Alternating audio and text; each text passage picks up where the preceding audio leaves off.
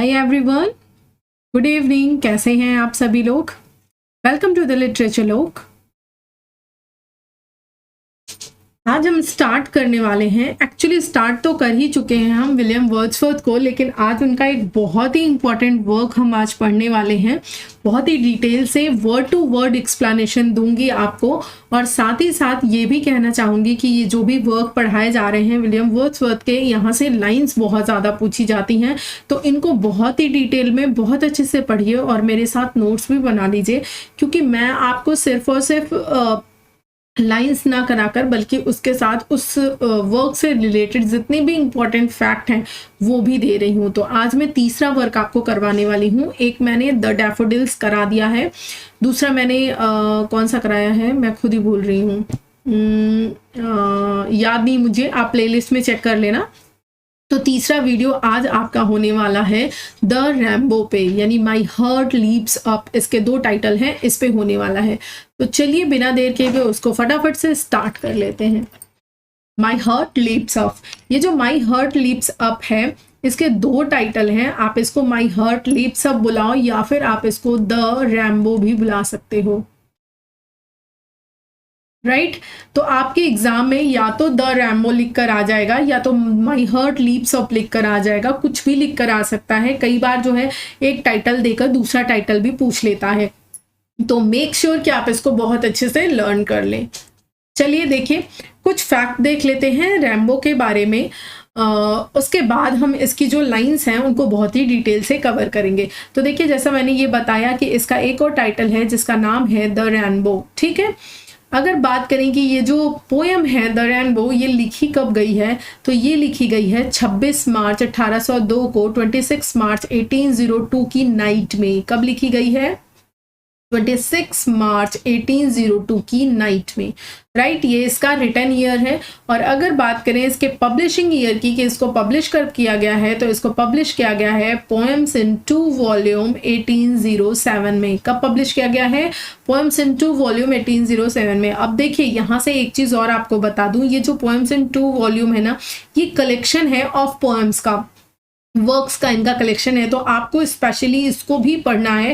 Actually आपको याद करना पड़ेगा कि पोएम्स इन 2 वॉल्यूम में कौन कौन सी जो पोएम है वो आई हैं, क्योंकि अगर वो आपने वो लिस्ट याद कर ली तो आपको बहुत सारी पोएम्स की जो पब्लिशिंग ईयर है वो याद हो जाएगा। और कई बार पूछ लेता है नाम दे करके, जैसे मान लीजिए इसी का पूछ लिया कि the Rambo published in the collection of and in year, इस तरह से पूछ लिया तो आपको बताना होगा कि पोएम्स इन 2 वॉल्यूम इन 1807। तो ये पूरा कलेक्शन में आपको पढ़ा दूंगी कि पोएम्स इन 2 वॉल्यूम में कौन कौन सी चीजें जो हैं, कौन कौन से वर्क जो हैं वो पब्लिश हुए थे, ठीक है। ये लिस्ट मैं आपको प्रोवाइड करा दूंगी। नेक्स्ट देखिए, नेक्स्ट बहुत ही इंपॉर्टेंट लाइन है। एक्चुअली ये जो आप पढ़ने वाले हो द रैम्बो यानी कि माई हार्ट लीप्स अप, इसमें जो लाइंस दी हुई है ना, जितनी भी लाइंस हैं, तो उसमें की जो लास्ट की 3 लाइन है, ये लास्ट की जो 3 लाइन है, ये 3 लाइन इन्होंने अपनी एक दूसरी पोएम इंटीमेशन ऑफ इमॉर्टैलिटी का एपिग्राफ बनाया है, यानी कि उसको स्टार्टिंग में यूज किया है, ठीक। इस चीज को बहुत बहुत बहुत अच्छे से याद कर लीजिए, वेरी इंपॉर्टेंट फैक्ट है। ये एग्जाम में पूछा गया है और पूछा जा भी सकता है आगे, तो आप ध्यान रखेंगे। आपसे पूछा जा सकता है कि इंटीमेशन ऑफ इमॉर्टैलिटी की जो स्टार्टिंग लाइन है वो कहाँ से ली गई है, तो वो माई हार्ट लीप्स अप से ली गई है, ठीक है। मैं आपको अभी आगे शो भी कर दूंगी। तो ये रही हमारी ब्यूटीफुल सी पोएम, शॉर्ट है लेकिन बहुत ही बेहतरीन पोएम है, ठीक है। बहुत ही बढ़िया मैसेज देती है ये छोटी सी पोएम ही, पूरी जिंदगी का मैसेज दे जाती है। तो चलिए देखते हैं कैसे, स्टार्ट कर लेते हैं। पहले इसकी लाइंस को पढ़ लेते हैं, फिर आपको हम पूरा बताएंगे। My heart leaps up when I behold a rainbow in the sky, so what it when my life began, so what is it now I am a man, and so be it when I shall grow old, or let me die. The child is the father of man, and I could wish my days to be bound each to each by natural pity, ठीक है। तो अब देखिए, ये जो last की 3 line है जिसके बारे में मैं बात कर रही थी, ठीक, यही 3 लाइंस इंटीमेशन ऑफ इमॉर्टैलिटी की स्टार्टिंग लाइंस यानी एपिग्राम बनी हुई हैं। ठीक, तो इन चीज़ों को आप ध्यान रखेंगे। अब चलिए इसका मीनिंग देख लेते हैं। यहाँ पर कह रहे हैं, जो आपके ऑथर हैं, जो आपके पोएट हैं विलियम वर्ड्सवर्थ जी, वो कह रहे हैं कि माई हार्ट लीप्स अप, मेरा जो दिल है ना वो खुशी से झूम उठता है। लीप्स अप मीन्स प्रसन्न हो जाता है, खुशी से नाचने लगता है। व्हेन आई बिहोल्ड, जब मैं देखता हूँ, बिहोल्ड मीन्स क्या होता है, देखना। मेरा मन जो है, मेरा जो हृदय है, मेरा जो हार्ट है वो खुशी से नाचने लगता है, खुश हो जाता है जब मैं देखता हूँ अ रेनबो, एक रेनबो इन द स्काई, आसमान में। तो इन दो लाइंस में वो यही कह रहे हैं कि जब भी मैं आसमान में रेनबो को देखता हूँ मेरा जो दिल है वो खुशी से झूमने लगता है। So was it when my life began, तो क्या हुआ जब स्टार्टिंग में मेरी लाइफ की शुरुआत हुई थी, और तब भी मैं जब रेनबो को देखता था मुझे बिल्कुल ऐसी ही खुशी होती थी जैसे आज एंथुसियाज्म, और जो खुशी मुझे आज हो रही है वो ही खुशी मुझे तब भी होती थी। ऐसा नहीं है कि जब मैंने पहली बार रेनबो को देखा था और आज मैं जब रेनबो को देखता हूँ तो उसमें कोई डिफरेंस है, मेरे अंदर कोई डिफरेंस आया है कि मुझे अब इंटरेस्ट नहीं है। जनरली लोगों को क्या होता है, जैसे जब माउंटेन देखने जाते हैं, पहली बार माउंटेन देखने गए तो बहुत ही एक जिसे बोलते हैं एक्साइटमेंट होता है, देखा, उसके बाद जब दूसरी बार जाएंगे, तीसरी बार या पांचवी बार जाएंगे तो वो चीज़ उनके लिए बहुत नॉर्मल सी हो जाती है, उनके लिए फिर वो एक्साइटमेंट का कारण नहीं होती या उसको देखकर वो उतना कुछ फील नहीं करते। लेकिन यहाँ पर आपके विलियम वर्ड्सवर्थ की यही खासियत है, यही एक क्वालिटी है कि वो जब भी नेचर में देखते हैं, चाहे उसी चीज़ को वो बार बार देखें लेकिन वो बिल्कुल सेम वैसा ही फील करते हैं, वही एनर्जी, वही जिसे बोलते हैं कि एक खुशी वो फील करते हैं, वही वो महसूस करते हैं। तो यहाँ पर वो यही कह रहे हैं कि जब मेरी लाइफ के शुरुआती दिन थे, यानी कि जब मैं छोटा था, तब भी मैं इस रैम्बो को देखकर बिल्कुल ऐसे ही खुश होता था, और सो इज इट नाउ, और ऐसा अभी भी है। आई एम ए मैन, जब मैं एक व्यक्ति मैं आदमी बन चुका हूँ, आदमी इन द सेंस बच्चे से जब मैं बड़ा हो चुका हूँ, मैं ग्रो हो चुका हूँ, ठीक है, यानी कि जब मैं, जिसे बोलते हैं कि इंसान एडोलसेंस में होता है, तब की बात हो रही है कि जब मैं थोड़ा बड़ा हो गया हूँ तब भी मुझे क्या होता है, अभी भी मुझे क्या होता है, बिल्कुल वही चीज, वही स्पिरिट, वही खुशी इन रैम्बो को देखकर मिलती है। आगे देखिए, so be it when I shall grow old, और क्या हुआ जब मैं बूढ़ा हो जाऊंगा, ठीक, जब मैं बूढ़ा हो जाऊंगा तब भी मैं इनको देखकर बिल्कुल ऐसा ही फील करूंगा। ठीक, समझ में आ रहा है? इन तीनों लाइंस में उन्होंने यहाँ पर तो उन्होंने बताया कि उनको रैम्बो को देखकर कैसी खुशी होती है, फिर इन्होंने ये यहाँ पर इन तीन लाइंस में बताने का प्रयास किया है कि मेरे लिए रैम्बो का जो मीनिंग है, जो एक जिसे बोलते हैं कि मेरे लिए जो फीलिंग्स ये लेकर आता है, उसमें कोई भी चेंज नहीं हुआ। जब मैं शुरुआती दिनों में था तब भी मैं उसको देखकर बहुत खुश होता था, बहुत प्रसन्न होता था, एक मोटिवेशन मेरे अंदर आता था, और जब मैं बड़ा हो गया हूँ यानी आज के टाइम में मुझे ऐसा ही फील होता है, और मैं ऐसा चाहता हूँ कि जब मैं बूढ़ा हो जाऊं, बिल्कुल बूढ़ा हो जाऊं, चल ना पाऊं, इतना बूढ़ा हो जाऊं, तब भी मुझे इन रेनबोज को देखकर यही खुशी हो, यही प्रसन्नता हो, मेरा ये जो हार्ट है खुशी से ऐसे ही लिप्स अप करने लगे।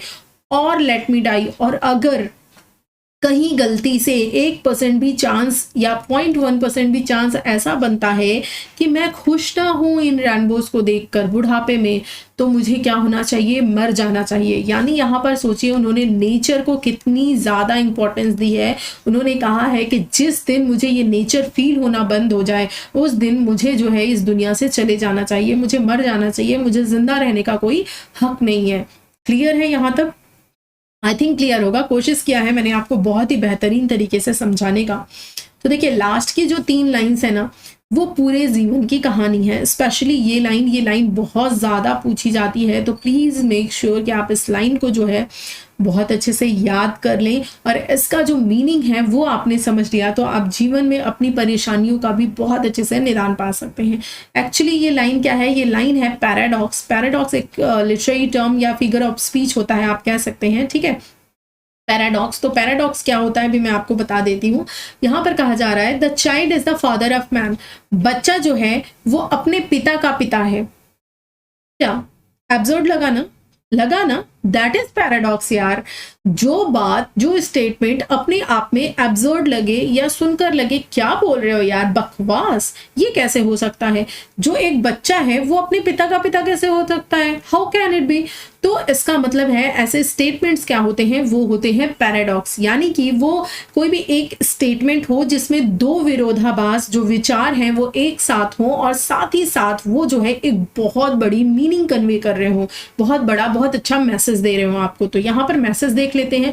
हमने इसका लिटरेरी फिगर तो देख लिया कि पैराडॉक्स है, और इसका लिटरल मीनिंग भी देख लिया कि इसका लिटरल मीनिंग होता है कि जो बच्चा है वो अपने पिता का पिता है। लेकिन एक्चुअली इसका मीनिंग क्या है, एक्चुअली एक इसका लिटरल मीनिंग मैंने आपको बता दिया, बट यहाँ पर जो ऑथर कहना चाह रहे हैं, जो आपके पोइट कहना चाह रहे हैं, उनका मतलब ये है क्योंकि जो बच्चा होता है ना, वो चाइल्ड जो होता है वो हमें इतना कुछ जीवन में सिखा देता है जो शायद हमें कोई बुक्स या फिर कोई बड़ा इंसान या कोई टीचर या कोई ऐसी चीजें हमें नहीं सिखा सकती हैं जो हमें वो छोटा सा बच्चा सिखा देता है।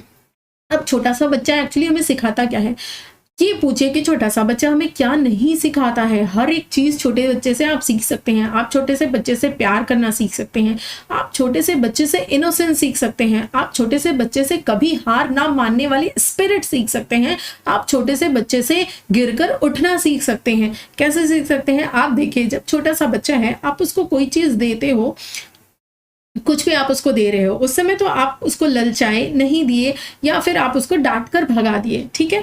लेकिन उसके बाद विद इन अ सेकंड जैसे ही आप बाहें फैलाकर उसको बुलाते हो, वो बच्चा सारी चीजें भूल कर जाता है, आपसे गले लग जाता है। ऐसा तो स्पेशली उसकी माँ के साथ होता है, वो अपनी माँ के साथ ऐसा करता है। माँ उसको कितना भी डांट मार दे लेकिन उसके बाद एक पल में ही उसको बुलाती है, वो दौड़ता हुआ आता है। ये स्पिरिट अगर हम बड़ों में आ जाए तो आप सोचिए क्या कहीं मनमुटाव हो, कहीं कोई परिवार टूटे, कहीं कोई रिश्ता टूटे, कभी नहीं टूटे ना। तो ये बच्चा ही तो सिखा रहा है हमें कि प्यार कैसे करना चाहिए, कैसे किसी भी झगड़े को, कैसे भी किसी भी छोटी छोटी चीज को, मनमुटाव को कैसे खत्म कर देना चाहिए। ये कौन सिखा रहा है हमें, बच्चा ही तो सिखा रहा है ना। कैसे गिरकर उठना है ये हम कैसे सीखते हैं, बच्चा है चल रहा है, बार बार बैठना सीख रहा है, बैठने से उठना सीख रहा है, उठने से चलना सीख रहा है। कितनी बार वो गिर रहा है, क्या वो कभी डीमोटिवेटेड होता है, कभी वो बोलता है कि नहीं मम्मा मुझे नहीं खड़े होना, मैं तो चल ही नहीं सकता, मेरे पैरों में खराबी है, भगवान ने मुझे ऐसा क्यों बनाया है। क्या आपने कभी किसी बच्चे के मुंह से ऐसा सुना या ऐसी फीलिंग भी उसके चेहरे पर देखी? नहीं। शायद इतनी कोशिश हम और आप अपने जीवन में किसी चीज के लिए करें तो उस चीज को डेफिनेटली पा जाए। क्या आप सोचते हैं? आप मुझे अपना विचार बताइए, क्या मैं गलत कह रही हूँ? बच्चा जितना प्रयास करता है किसी भी चीज को करने का, उतना प्रयास क्या हम अपनी लाइफ में करते हैं? हम किसी भी चीज को एक बार किए, दो बार किए, मैक्सिमम 3 बार किए, उसके बाद हम हार मान जाते हैं, हम अपने ही ईश्वर को कोसने लगते हैं, अपनी परिस्थितियों को कोसने लगते हैं। लेकिन नहीं, बच्चे के अंदर वो जज्बा होता है, वो चीज हम बच्चे से सीख सकते हैं कि नहीं, खड़े होना है मतलब खड़े होना है, जब तक नहीं खड़े हो जाते तब तक प्रयास करना है। तो बिल्कुल वैसे ही आप यहाँ से अपने एग्जाम के लिए मोटिवेशन ले सकते हैं कि मुझे एग्जाम क्लियर करना है, मतलब क्लियर करना है। डजंट मैटर मैं कितने घंटे पढ़ रही हूँ या पढ़ रहा हूँ, किस तरह से पढ़ रहा हूँ, क्या परिस्थितियां हैं, कि कैसे चीजों को हैंडल करना है, कैसे लोग मुझे सुना रहे हैं। मान लीजिए अगर आपको अभी लोग सुना भी रहे हैं तो प्लीज उसको सुन लीजिए। इस समय अगर आप 4 महीने चीजें सुन करके और पढ़ाई कर लेते हैं तो आगे आपका लाइफ बहुत अच्छा हो जाएगा, और साथ ही साथ आप वो लोग जो हैं आपके पास उनकी हेल्प भी कर पाएंगे। तो इस वजह से हम ये सारी चीजें बच्चे से सीखते हैं। इसीलिए ये लाइन उन्होंने यूज की है कि the child is the father of man. My favourite line है, इसीलिए मैंने इतना टाइम लिया आपको समझाने का। यहाँ पर इतने एग्जाम्पल्स दिए ताकि एग्जाम में जब ये लाइन आए तो आप के दिमाग में मेरे वर्ड्स चलने लगे और आप इसको कर लो, कभी भूलो मत, ठीक है।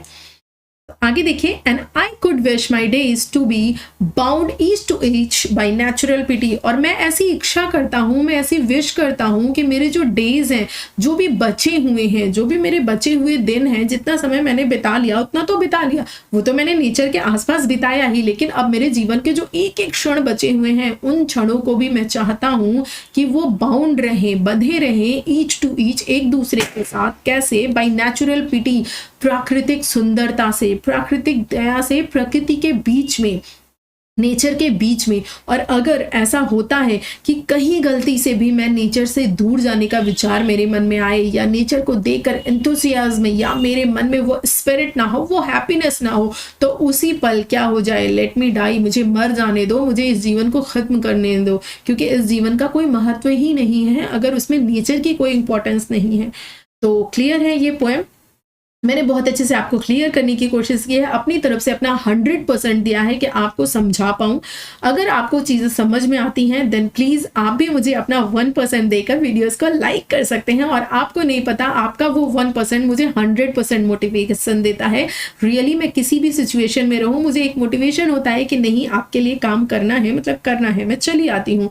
तो बिल्कुल वैसे ही आप भी कर सकते हैं, मेरे लिए लाइक कर सकते हैं, चैनल को सब्सक्राइब कर लीजिए, क्योंकि यहाँ पर मैं पूरा कोर्स आपको कंप्लीट कराने वाली हूँ, बहुत ही डिटेल में, बहुत ही अच्छे तरीके से, पूरा अपना 100% देते हुए। बेल आइकन को भी हिट कर लीजिएगा ताकि आपको कोई भी वीडियो की जो नोटिफिकेशन है वो मिस ना हो। कई बार हम क्या करते हैं, चैनल हमें पसंद होता है, कोई भी चैनल, मैं अपने चैनल की ही बात नहीं कर रही, कोई भी चैनल हमें पसंद होता है, हम उसको देखते हैं और हमें लगता है हमें तो याद है, हम जब भी चाहेंगे उसको खोज लेंगे, और एक्चुअली हमें जब ज़रूरत होती है तो वो हमारे दिमाग से मिस हो गया होता है कि उस चैनल का नेम क्या है, तो हम फाइंड आउट नहीं कर पाते हैं। तो इस वजह से आप जो है इसको अगर सब्सक्राइब कर लेंगे और बेल आइकन हिट कर लेंगे तो आपके लिए भी ईजी होगा, और मेरे लिए आपको पता है कितनी बड़ी खुशी की बात होगी, क्योंकि आप देखते हैं, आप मुझे अपना प्यार देते हैं, आप मुझे जिसे बोलते हैं कि मान लीजिए लाइक करते हैं, कमेंट करते हैं, लेकिन मुझे कैसे पता चलेगा कि मेरे साथ कितने लोग जुड़े हैं, मुझे कितने लोग पसंद कर रहे हैं, कितनी मेरी फैमिली बड़ी है, ये तो मुझे आपके सब्सक्रिप्शन से ही पता चलेगा ना, और ये फ्री ऑफ कॉस्ट है, तो आई थिंक आप कर सकते हो। इससे ज़्यादा मैं नहीं बोलूँगी, बाकी आपकी मर्जी। थैंक यू सो मच कि आपने अपना इतना समय दिया,